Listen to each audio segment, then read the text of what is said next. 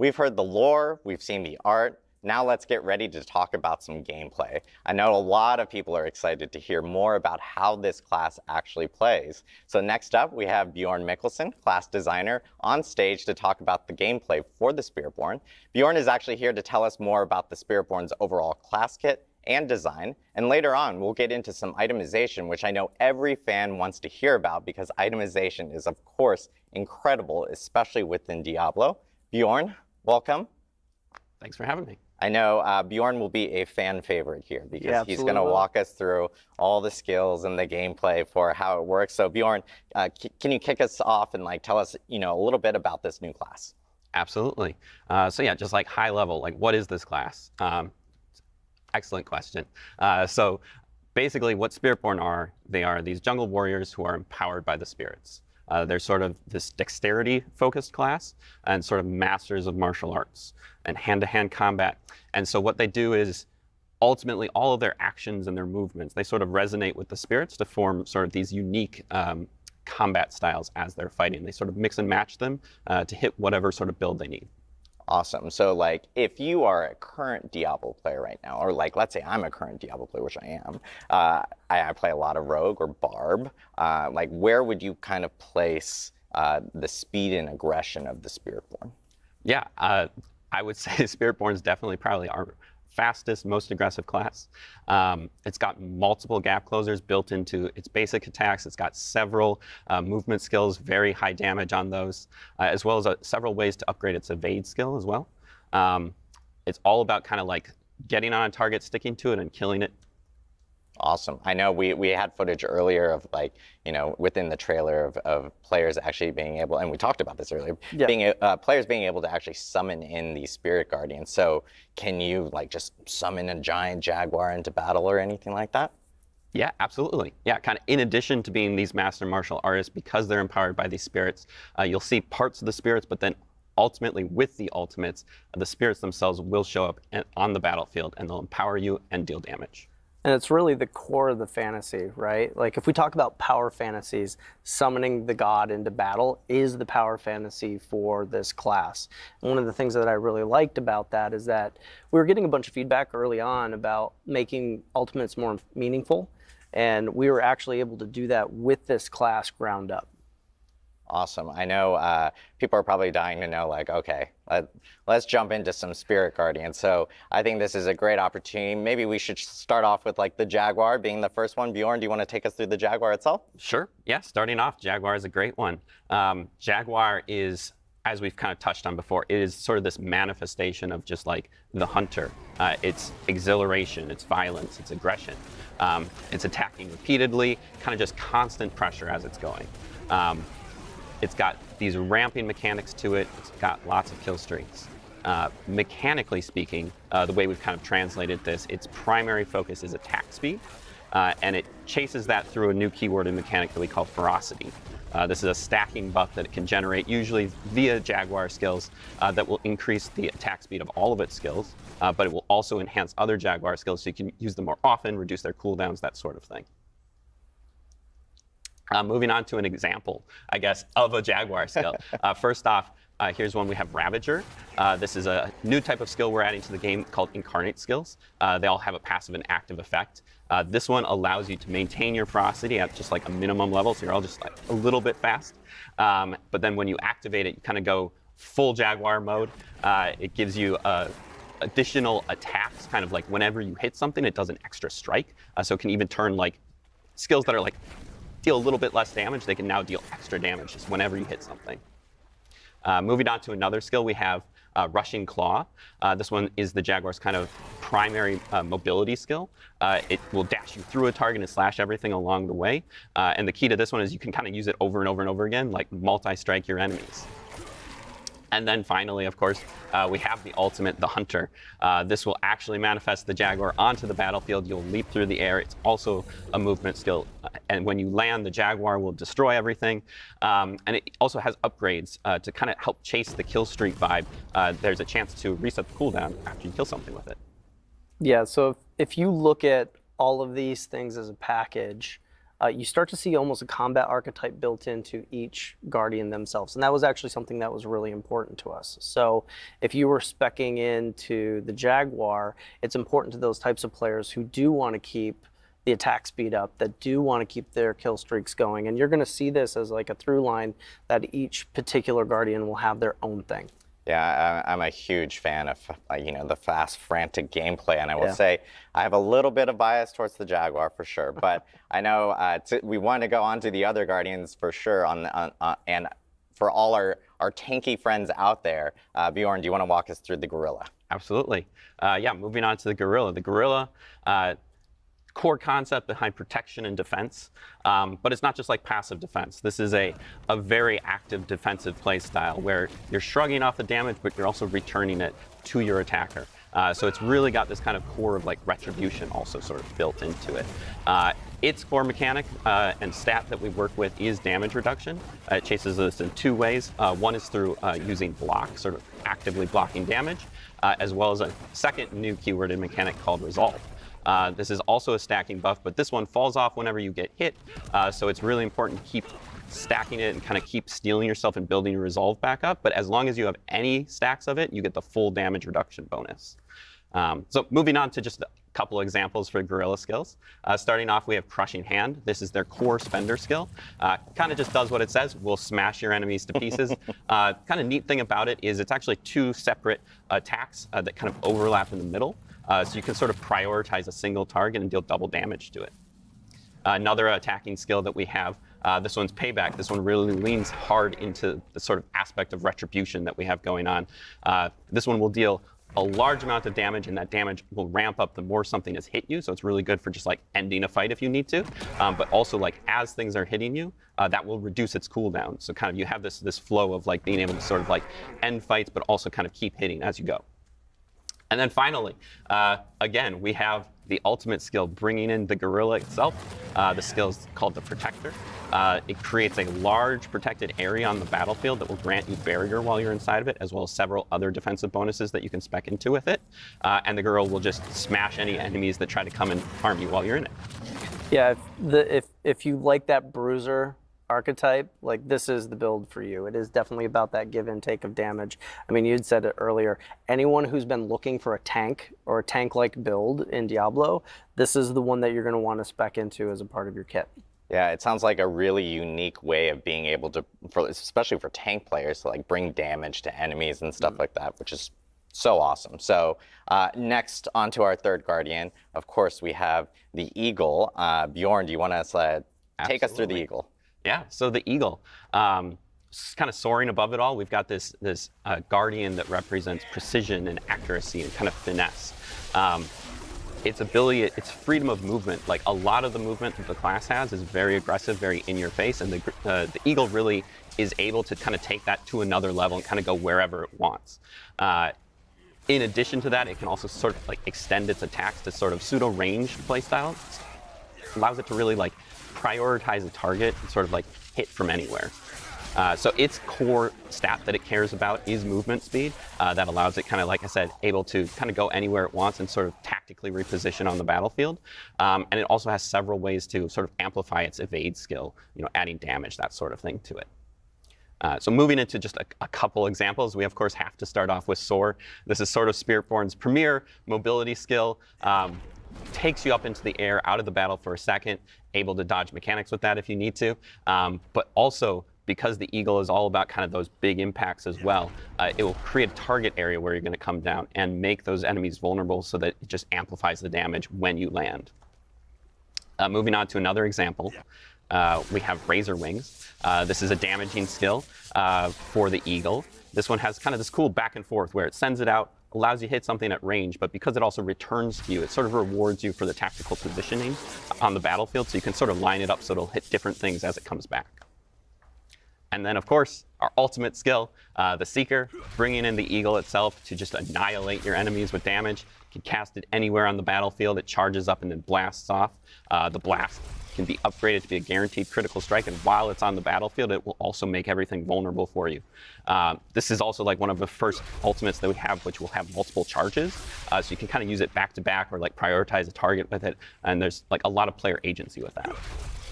Yeah, this is really for that tactical player, where positioning is super important. You don't necessarily want to be constantly in the fray, so you still want to output that damage. Maybe you want to put it in a particular place in the encounter, but you can do it by going in and then you can get right back out. So for those players who really like that tactical positioning, that's what the Eagle is for. Yeah, it seems like the Eagle gives you that extra freedom of in mobility, so you can kind of move in and out, especially with things like Soar, which is sick to see for sure. It's one of my favorites. So unique for Diablo 4 for sure on that end.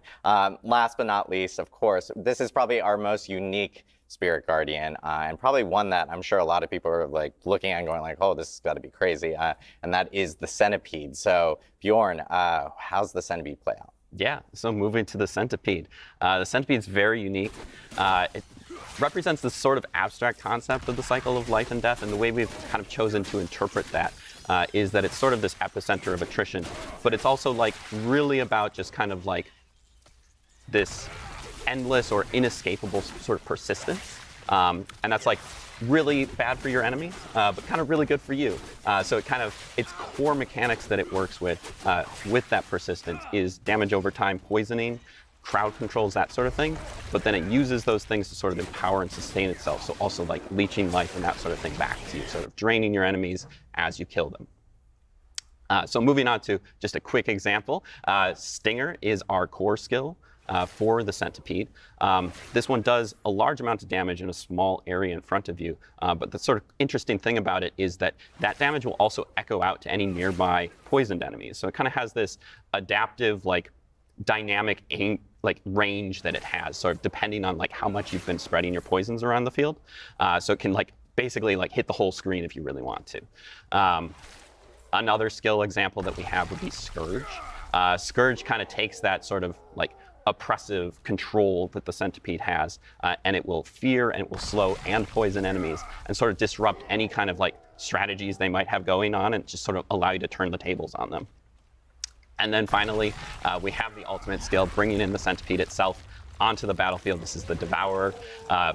Poison laser beams, globs of poison everywhere. Just the Centipede kind of wrecking the entire battlefield. It's got upgrades which will also allow it to instantly execute enemies who have been fully poisoned, sort of helping the cycle of life and death to speed up a little bit there. Yeah, this is clearly our most Diablo Guardian that we have. It's becoming a fan favorite very quickly. I know a lot of players at home are probably looking at each of these 4 Spirit Guardians and they're going like, hey, this is probably the one I'm going to go with, just seeing some of the gameplay and some of the play styles. But I think one big question that probably a lot of people have is, are you kind of forced to go down one of these, or can you actually do some mix and match, or how does that work? Freedom of choice is really important for this class. So if you want to go all in on one of them, go for it. Like, there's no problem in doing that. There's benefits that you can see from it, but there's also benefits from mixing and matching. Like, we wanted adaptability and hybridization to be at the core of this class. So it's been a goal from the very beginning to actually get that there. So when you get hands-on with this, like, you're going to want to experiment. We want you to experiment. We know that there's going to be many builds that are very emergent, and I actually can't wait to see some of the cool stuff that people come up with once this goes live. Yeah, exactly. Like, at its heart, Spiritborn is really all about like personalization, sort of expressing yourself. And so like, whichever spirit sort of resonates with you, we really want to allow you to mix and match them kind of to your heart's content. And sort of make that play style choice like fully customizable. And the primary way that we're doing that, or the main way that we're doing that, is the Spiritborn's class mechanic called Spirit Hall. The way the Spirit Hall works is you start your journey off by choosing one of 4 bonuses. At the top, the primary bonus. This is a massive bonus that will add sort of a thematic effect to all of your skills of that type. So like an effect like the Jaguar will add extra strikes and that sort of thing to all your Jaguar skills. But a subtle but very important extra piece of this is that we'll also add that spirit's tag to your entire skill kit. So every single part of your skill kit now has the Jaguar skill. And so even if you want to use like Centipede skills, you can still sort of hook into various parts of the Jaguar using this bonus. Then later on in your journey, you will unlock a second bonus. This is a set of 4 distinct bonuses from the first. Each of these kind of has a tie-in with the sort of core mechanics of each of the spirits. So we mentioned before sort of the new keywords that we were introducing, like with the Jaguar has ferocity, the Gorilla has resolve, those sorts of things. These give you an opportunity to sort of mix those into your kit, regardless of like if you are using those specific skills or not, and sort of like add that extra layer on top of your build. And when you're choosing these spirits, these can absolutely be the same. You can pick Gorilla and Gorilla, Jaguar, Jaguar, or you can mix and match them. And it's really important that like they all kind of flow and work together. So if you look at the nesting doll effect that we have of your skill tree, your class mechanic, this can get complicated very quickly. And so one of the things that the team took on was this idea of finding what resonates most with each Guardian, and how do we create some level of overlap so that we can have some synergies between all of them. Yeah, exactly. As we hit, like each of these has like very clear themes, right? You've got the Jaguar with its attack speed, you've got the Gorilla with its protection. You can definitely build into those, but it was important for us to sort of establish that these spirits, they don't exist like in isolation from each other. They have overlap. They have things that they both care about, and that allows us to sort of create these very hybrid-esque builds that work together. You know, just like an example, right? You've got like the Jaguar is a hunter. It's all about aggression and kind of chaos, and that's a thing. It loves that. But as a hunter, you're also sort of providing, you're also sustaining yourself, which is a thing that the Centipede also loves to do. And so they both care about healing, and they both have like different hooks that they can do for that. And so you can really like, if you're looking to get more healing into your build, you can add some Centipede, you can add some Jaguar, mix them together, you can make an entire build about healing that is Centipede and Jaguar. These aren't like prescribing ways to build, but they're more so just like, they're overlapping stats that allow them to sort of communicate with each other. So just a couple examples. We have, for instance, if you want to build like the Gorilla, Gorilla is a lot of protection, Jaguar is a lot of sort of chaotic, constant damage. So when you mix those two together, you get this sort of like semi-tanky brawler who can just kind of go toe-to-toe with anything. And they sort of like dip into the stat of dodge, because dodge is a little bit inherently a slightly more RNG, a little bit more chaotic, kind of Jaguar, but it also kind of has that damage mitigation. And so you kind of combine them together and you have this very like retribution, but also fast-paced playstyle. Another example would be potentially if we think about like the Centipede and the Eagle. The Centipede's all about sort of debilitating your enemies and like making them weaker, and the Eagle's all about like kind of finding those weak points and like getting these high damage, you know, bursts off. So when you add those two together, they both care about vulnerable and sort of like turning the tables on all of your enemies. And so adding that together kind of creates this character that's sort of just able to like prioritize a target, weaken it, and then just like cull it from the battlefield. Yeah, it's. I'm so glad Bjorn brought all these like really good examples for us. We all know that itemization is the heart of the game, right? And as we've been moving through our itemization journey with this game, we've had a really great opportunity to fold in all the feedback and how that applies to the Spiritborn as we've been developing. We have Tormentors. This is an example of a hybridization legendary. This one interweaves poisoning and thorns together, kind of in an interesting way that'll allow you to apply your thorns, you know, in a different way than just like having something hit you all the time. It's great. You can probably see the connection. Gorilla, Centipede, they'll love this sort of thing. Moving on to an example of a power augmentation, we have Bristling Vengeance. This takes the payback seal that we kind of hit on before. Usually it's like a smaller AoE like right in front of you that just hits one enemy, but this one really allows it to sort of like extend its range, hit multiple enemies, as well as apply your thorns over an area. And then thirdly, we have an example of one of our sub-powers. This one's called a Pestilent Swarm. The cool thing that we're kind of trying to out with each of our sub-powers is there are multiple legendaries for them, and they sort of allow you to customize how they work.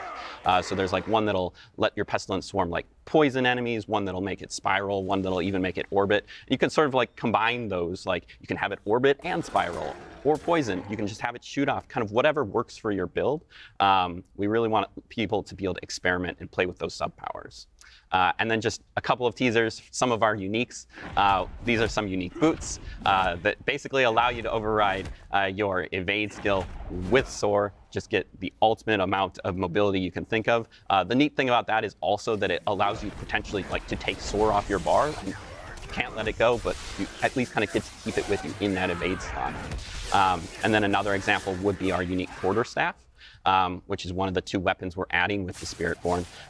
This one sort of allows you to ramp up your basic attacks. Spiritborn's basic attacks are a little bit special. They're kind of really cool. They're these 3-hit combos, and each 3rd hit does like a special thing. And this specific unique basically lets you get that 3rd attack all the time. So then we have to take their 3rd attack and make it a triple version that almost turns them into a different skill entirely. Yeah, this is awesome, seeing all the